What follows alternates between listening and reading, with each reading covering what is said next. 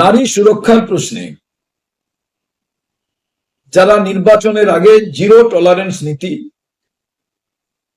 সোনার বাংলায় সোনার মেয়েরা ডবল ইঞ্জিন সরকারে সুরক্ষিত থাকবেন, এই স্লোগান দিয়ে ক্ষমতায় এসছেন, তাদের কাছে 1 মাস অতিক্রম করেছে সরকার, অনেকটা অভিজ্ঞতা হয়েছে।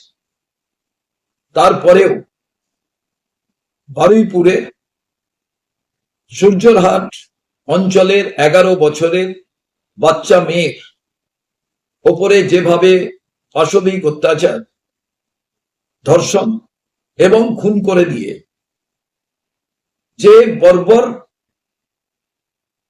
অত্যাচারী নরখাদক পশুরা এই কাজটি করেছে, নিন্দা করার ভাষা নেই। বাংলার মানুষ হিসেবে লজ্জা ঢাকার কোনো জায়গা নেই। পুলিশ প্রশাসন দোষীদের গ্রেপ্তার করলেন এবং তাদের ছেড়ে দিলেন। এলাকার মানুষের প্রতিবাদে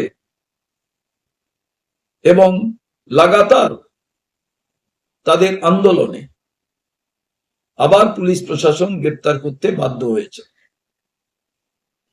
জনরোষ এমন জায়গায় পৌঁছেছে, আমরা শুনেছি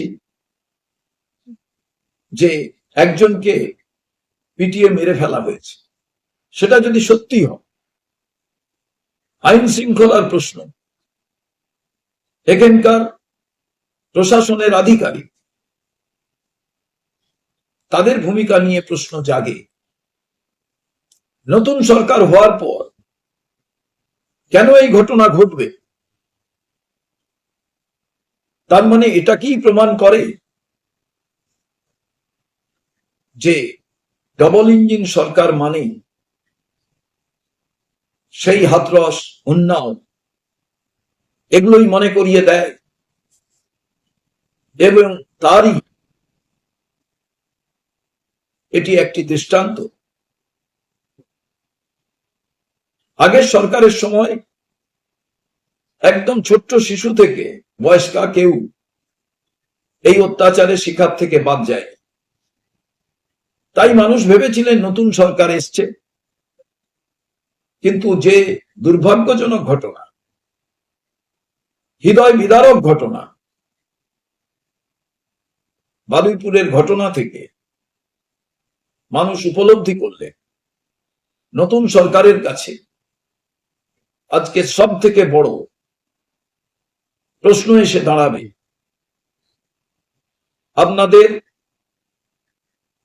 প্রায় 2 মাস হতে চলছে, তারপরেও এই রকম ঘটনা ঘটবে কেন? আমি আবেদন করব, সঠিক তদন্ত করে দোষীদের শনাক্ত করে দৃষ্টান্তমূলক শাস্তি হোক। ওই পরিবারের পাশে সরকারের পক্ষ থেকে যাতে সাহায্যের হাত বাড়িয়ে দেওয়া হয় এবং নারী সুরক্ষার ক্ষেত্রে কোনো মতে কোনো আপোষ যাতে না করা হয়, এটাই রাজ্য কংগ্রেস মনে করে। আগামীকাল আমি এবং রাজ্য কংগ্রেসের এক প্রতিনিধি দল, জেলা কংগ্রেসের সভাপতি সহ ওখানে পৌঁছচ্ছি। আজকে ওই সূর্যরহাটের এলাকা থেকে আমাদের কংগ্রেসের নেতৃবর্গ এবং জেলা সভাপতি বিস্তারিত আমায় জানিয়েছেন। আমি শুধু বলবো, আইনের শাসন হওয়া প্রয়োজন। আইনকে যাতে মানুষ শ্রদ্ধা করে, আইনকে ভয়ের বিষয় নয়। তাহলে এই সামাজিক ব্যাধি সহ রাজনৈতিক এর ভেতরে কোনো চক্রান্ত আছে কিনা সেটা দেখাও খুব গুরুতর সহকারে বিচার্য বিষয়। আমি সরকারের কাছে সেটি আবেদন হিসেবে রাখছি।